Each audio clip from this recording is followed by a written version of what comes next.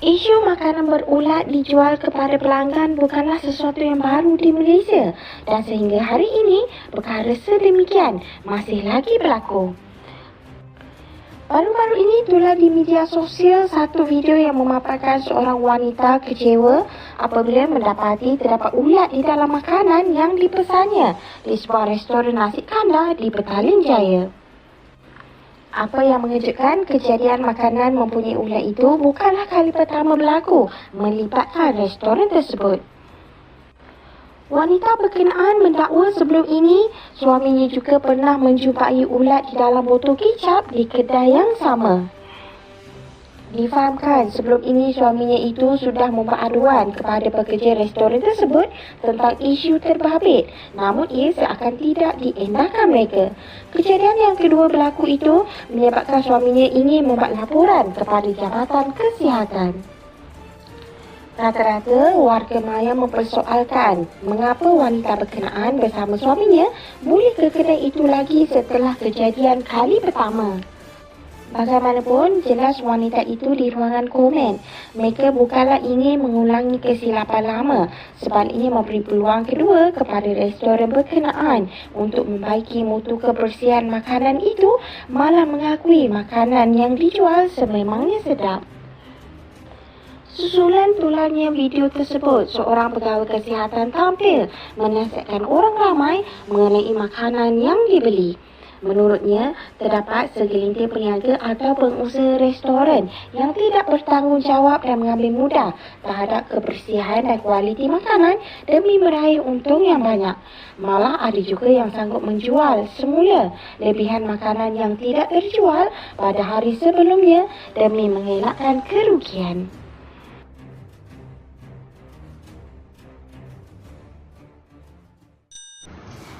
Tak payah beli abang, ni kedai. Ulat dah 2 kali kena tu.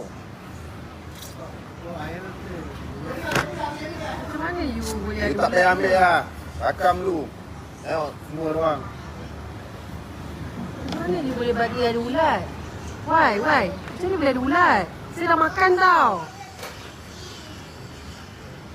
Mana ulat kena nampak? Bagi ulat kena nampak. Tak nampak lagi Tengok, lah. eh. Takkan tak nampak lagi. Aku nak telefon kerja kesihatan. 2 kali tau laki saya kena. Dulu sekali dalam botol kicap. Sekarang dalam makanan pula. Jangan sorry lah. Tu hari saya sudah komplain satu kali lah. Saya sudah mesej bos ha. Saya sudah mesej, you tak balas. Cakap lagi sekali kalau ini macam foto, saya kasih viral tau. Ini, bini saya bawa bini saya tau. Makan ini kedai.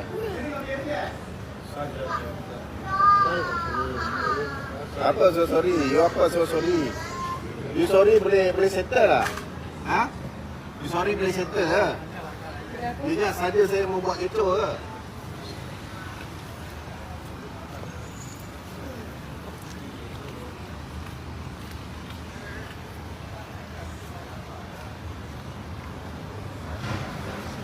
Sahabat, Assalamualaikum dan salam sejahtera.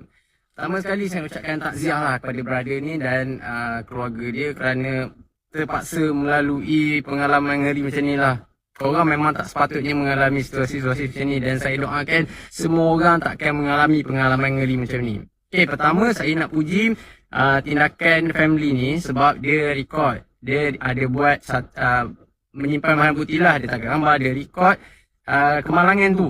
Memang perlu ada satu rekod supaya bila kita berlaku kemalangan macam ni, kita perlu laporkan kepada pihak berkuasa Kementerian Kesihatan. Kita buat aduan di laman web SISPAM dan dalam aduan tu memang memerlukan kita paykan sekali footage, gambar, video kesalahan dan di mana benda tu berlaku. Supaya bila kami buat siasatan lanjut, dia lebih strong lah aduan tu. Tak ada lah kita boleh anggap sebagai aduan tak berasas. Dan kedua, bila kita tengok situasi kat kedai tu dalam video ni lah, kedai ni kita dah boleh anggap sebagai red flag lah sebenarnya. Sebab apa saya cakap macam tu? Pertama, brother tu sendiri dah cakap ini pengalaman kedua dia mengalami menerima makanan yang tercemar. Dulu dia cakap kicap, kali ni ayam berulat pula. Sepatutnya dia dah tahu kedai ni red flag. Dan kedua, kalau kita tengok staff-staff dia tu kan, kalau tengok staff dia tu, kalau saya memang tak masuk dalam kedai macam tu. Sebab tengoklah staff dia. Dengan ada yang pakai baju sekolahnya, penutup kepala tak ada, apron seorang pun tak pakai. Itu belum kita pergi lebih dalam lagi. Ada buat pemeriksaan kesihatan ke tak? Ada suntikan anti-typhoid ke tak? Ada tak kursus pengendali makanan yang sah dengan Kementerian Kesihatan? Ada ke tak?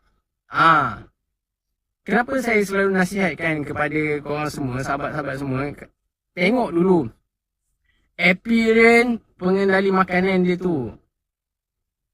Orang cakap, don't just a book by its cover. Tapi, daripada penampilan pengendali makanan tu, sama ada dia mematuhi etika pengendali makanan yang baik atau tak, dia pakai apron, pakai penutup kepala, pakai baju yang sesuai, tak boleh pakai aksesori. Kalau dia mematuhi, bermakna dia mematuhi guideline yang lain. Dia mematuhi peraturan-peraturan kebersihan yang lain.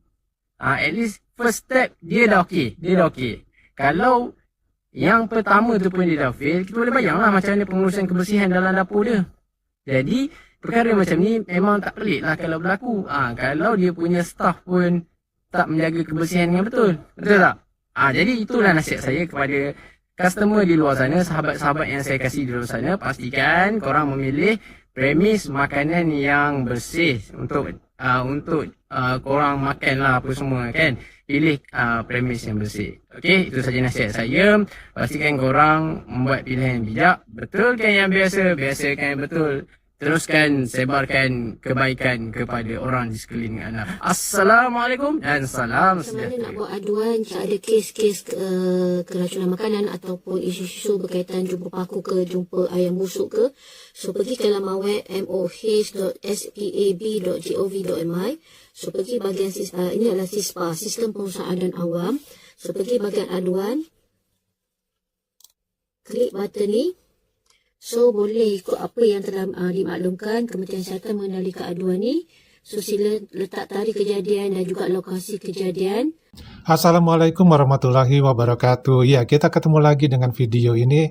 Ini sebenarnya pernah kita bahas ya, yaitu mengenai adanya ulat di dalam makanan di kedai. Kedai ini kalau di Indonesia itu istilahnya rumah makan ya. Jadi bukan warung di pinggir jalan, warung kaki lima, itu bukan. Ini benar-benar warung makan ya, restoran ya.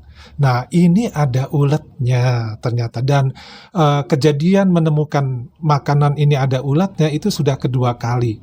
Yang pertama ceritanya nih, si bapaknya pergilah ke kedai ini, kemudian dia menemukan ulat ada di dalam botol kecap. Kemudian dia melakukan pengaduan kepada pemilik kedai. Tetapi dia kaget ketika dia datang kedua kali bersama keluarganya, ternyata kasusnya sama. Bahkan ini lebih parah lagi. Artinya apa? Di dalam makanannya ada ulatnya.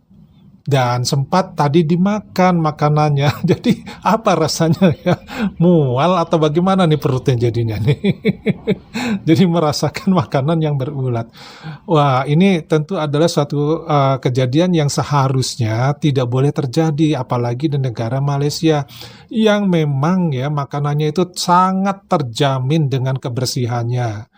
Ya, sangat terjamin. Itu beberapa kata YouTuber ya mengatakan seperti itu. Tetapi kalau kita melihat seperti ini, kita saksikan bersama, ternyata tidak semua yang ada di negeri jiran kita itu seperti apa yang dikatakan oleh para YouTuber. Jadi kadang-kadang para YouTuber ini ya membesar-besarkan sesuatu hal yang biasa.